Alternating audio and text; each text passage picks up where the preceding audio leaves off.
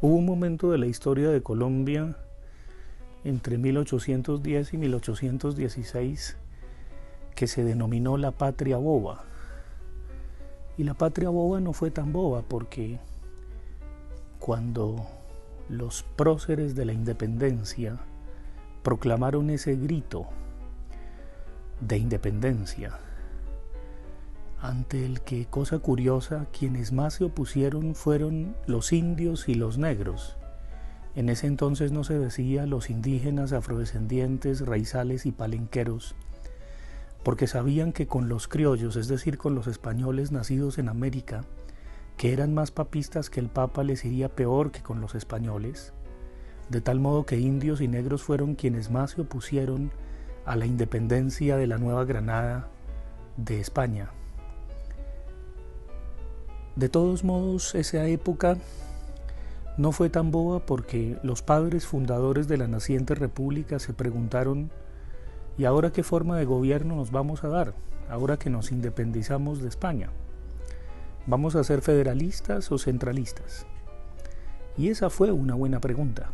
Una buena pregunta porque evidentemente este era un país muy diverso y de regiones, un país mestizo, que no miró del lado de la Constitución de Filadelfia que le dio la independencia a los Estados Unidos de América, sino del lado de un modelo centralista francés que fue el que finalmente imperó y se adoptó, pese a un momento que hubo en nuestra historia de federalismo que desgraciadamente fracasó. En la época, entre los dos congresos, entre el Congreso de Cúcuta y el Congreso de Angostura, dos intelectuales, José Vicente Azuero y Miguel de Pombo, se preguntaron si no sería conveniente cambiar nuestra forma de gobierno. ¿Por qué se había optado por un modelo centralista en vez de un modelo que asumiera que éramos un país de regiones, que somos un país de regiones? Y en dos momentos muy distintos, tanto José Vicente Azuero como Miguel de Pombo llegan a la misma conclusión: porque no se acepta el mestizaje, porque no se acepta que somos diversos, porque no se aceptó que somos un arco iris de colores, porque no se aceptó que valía la pena mezclarnos. Y esa tensión que se vuelve un pulso permanente entre gobierno central y localidades o municipalidades, la vemos hoy, 200 años después, en plena pandemia y en pleno confinamiento, entre gobierno central y gobiernos locales. El uno le echa la culpa al otro y el otro al uno, y así sucesivamente, y nadie es responsable. No sabemos qué está pasando con los dineros con que el gobierno central nos ha endeudado a todos los colombianos sobre pretexto de la pandemia. Y lo único que sabemos es que se le ha girado a los bancos para proteger a los bancos y no a los ciudadanos. Y ha habido debates de control político sobre ello. Pero también vemos cómo en materia de seguridad la alcaldesa le echa la culpa y se lava las manos al gobierno nacional, y a la inversa. El uno al otro y el otro al uno, como en esa canción de Celia Cruz, en donde Songo le dio a Borondongo, Borondongo le dio a Bernabé, Bernabé le pegó a Muchilanga, y así hasta que le hincha los pies. Y no hay responsables.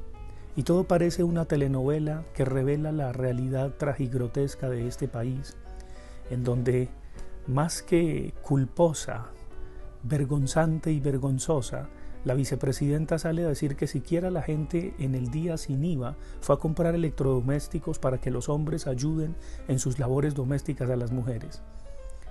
Qué ridiculez, como si así hubiese sido.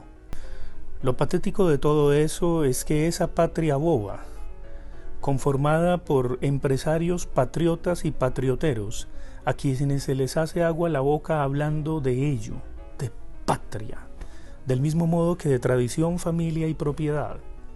Todos esos extremistas que son conscientes de la injusticia, de sus pactos con la mafia, con lo ilegal, con el narcotráfico, que forman parte de esta narcodemocracia, todos esos, muchos de ellos que están en el Senado de la República, también, por supuesto, son accionistas del fútbol, otros dueños de universidades de garaje, de EPS de garaje o de iglesias de garaje. Pues bien, todos esos que se dicen gente de bien y que pontifican sobre lo bueno, lo bello, lo recto y lo justo, no solamente han vuelto boba esta patria, sino bruta. y hacen que con el anzuelo del día sin IVA la gente se mate por un televisor de no sé cuántas pulgadas que no necesita, cuando no tiene ni siquiera qué comer.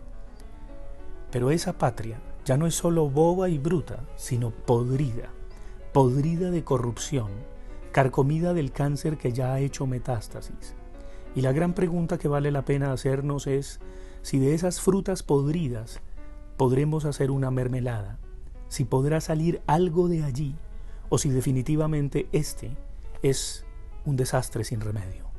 Pero hay gente que se lo cree, como hay gente que le parece ultrapedagógico el reencauche del duquecito como Antanas Mocus con sus figuritas de caritas felices y caritas tristes. Qué precariedad de presidente. Y nadie lo dice, porque todos hacen como que el rey, aunque esté desnudo, tiene los mejores trajes. Y en este país no pasa nada, y todo está divinamente itutino, y siempre ha sido así. Y vivimos de escándalo en escándalo, en escándalo, en escándalo, en escándalo, y de cuento en cuento, y de cuento en cuento, y de cuento en cuento, y el último cuento que nos contaron fue la paz y la volvieron trizas. Ni siquiera la están volviendo trizas, la han vuelto trizas, y quieren seguir ahí. Y evidentemente es tan precario todo, que hasta el nuevo partido de la FARC, como diría un expresidente innombrable, dice que confía en las fuerzas militares. Pues yo como ciudadano, después de lo de la niña violada, no confío en las fuerzas militares y lo digo públicamente. ¿Quién más me respalda con ello?